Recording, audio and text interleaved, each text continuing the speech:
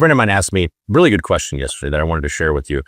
And I gave it some thought. And this is basically my answer. It is, do you think that there's a difference between play to win people and play to not lose people? Do you think you can have an entire team that is comprised of play to win people? The context he was asking it in was, he said, because we do some work together. So I see you make moves in your business, even when things are okay, right? Like even when things are good, you will place some bets, whether it's with personnel, strategic decisions, like offers and things that you're doing. Other people that he works with, he said, I feel like shit's got to be on fire, like burning down for them to make any moves, and they don't take any risks. It feels overly defensive. That's where the question was coming from. And after I gave it that, I said, I think that there is a difference in mindsets, in probably personalities of play to win and play to not lose. And so the way that I will define it is like play to win. You've got people who are probably more aggressive, higher tolerance for risk, higher propensity for speed and velocity in an organization. And, they're the ones that are like, go, go, go, go. Like they are on the football field, in the football world. They are the head coach in the NFL that says, go for it on 4th and 1. Like you just know they're going to go for it. Doesn't matter where they're at on the field. Doesn't matter how they've been playing. Like this before analytics, like you just know they're the coach that says they're going to go. Like there's no question. So just stay on the field. And then you have coaches that would say no, like they're going to always take the guaranteed 3 and they're going to always play the field position game. And that's more of like the play to not lose. So like play to not lose. And this is the important distinction. I think there's 2 types. Type 1, you have a play to not lose person that is still aligned with the same goal, still well-intentioned. They understand the risk. Like they think about it through the risk lens. They're just like, hey, let's make some calculated decisions. 4th and 1. Okay, maybe go for it, but why don't we look at this? Like, what does the analytics say? What does the field position look like? How have we been playing today? Like, let's be, a little bit more like, not just culturally, like, go for it. Fuck it. Like, let's roll. They're well-intentioned. Play to not lose mentality is born from proper, maybe slightly more defensive, but like proper risk mitigation. And they speak up about it out of confidence. Type 2 people are people who just like, that's just who they are. Right? Like they are just the person that's always saying, I can't do that. Like they're just the person that like, it's born out of self-esteem, right? It's born out of a lack of confidence in themselves. And when they tell you we can't do that, it's not because they firmly believe that we should still accomplish the goal, but there's a better, less risky way of achieving it. It's because they're just that person. Like they don't have enough confidence in themselves to do it. They don't have enough confidence in themselves to recover if they do it and it doesn't work. And so they just like kind of like Eeyore, and no, we can't do that. And they aren't speaking up about it because they're confident and willing to like speak truth to power with leadership.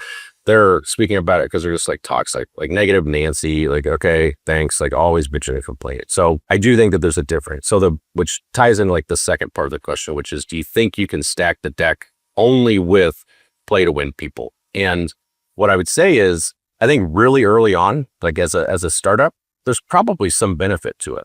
Right? Like if the handful of you getting going are all just like hard charging, have a high tolerance for risk, willing to push, make those bets that others wouldn't make, probably going to be an advantage as time goes on. But if you don't balance that at some point, I believe what happens is you end up culturally developing something that becomes more toxic in its own way, right? Like think like, to me, this is Uber. As an organization, when they had the cultural shit, or WeWork, like companies like that, I feel like those are organizations that didn't have the proper balance. They didn't temper the strength that is play to win with a type 1 play to not lose person.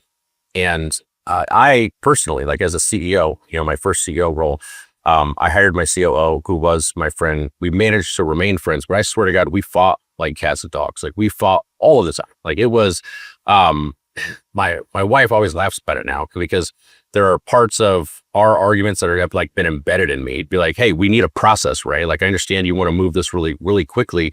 We've got to put a process in place. In fact, fuck that, man. Like we got to go. We got to go right now. Like this, I want to run. I want to sprint. But it enabled me to be a stronger play to win person. Like I could push. Like I could lean into my core, right? Like that's what I want to do because I trusted my COO to be well-intentioned, right? I never thought he was just like, dude, you're still don't be scared. Don't be a pansy. Like, come on, man. Like, I was never that. It was always like, I understood that his thought process was just different, and I trusted his intentions. And I knew that if I could push harder, that he had the confidence to speak up and speak truth to power and tell me what he thought and put the brakes on things that needed to have the brakes put on them. So we were like a great team, and the organization benefited as a result of that relationship that we had. Even though at the time it annoyed the living shit out of me, because I was like, I hired him for a reason, and he was really fucking good at his job. And which is funny now, because there are things that I say about like processes and shit that I'm like, ah, man. And his name was Ray too. I was like, this is what Ray would talk about. So, so I do think there's balance, but you don't want, like, they are assets. Play to not lose type 1 people are assets in your organization. Absolutely. But play to not lose type 2 people are huge liabilities to me. You don't want them in your organization at any level. And they may fly under the radar for a period of time, or you may know that they exist and they're just not like on the radar just yet.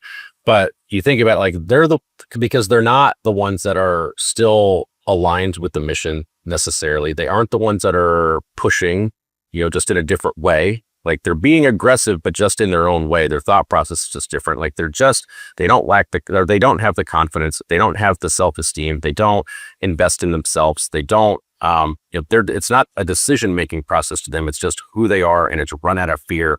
And it's not even always what they do, even though when they speak up, it's like more toxicity, right? It's like bitching and complaining for bitching and complaining's sake. And it's habitual, and it's just a knee-jerk reaction. It's just like if they won the lottery, they bitch about paying taxes type of person, right? Out of fear and out of everything else, like, they're not investing in themselves. They're not bought into the organization and doing the stuff that needs to get done behind the scenes. And I think it's the opportunity cost of having people like that in the organization is huge. And then just the cultural effect of having that level of like negativity for negativity's sake, like is not good. So that's how I would categorize that. But it was an interesting thought experiment. So this is me freestyling in front of the gym on this, like, very quickly. So I would love your feedback. I know this is not the definitive definition of what these are. If you have some feedback, I'd love to hear it. If you have any questions, drop them in the comments below. If this has been helpful, go ahead and subscribe to the channel. Appreciate it. We've got email links and everything below if you want to join the newsletter. But see you in the next video. Adios.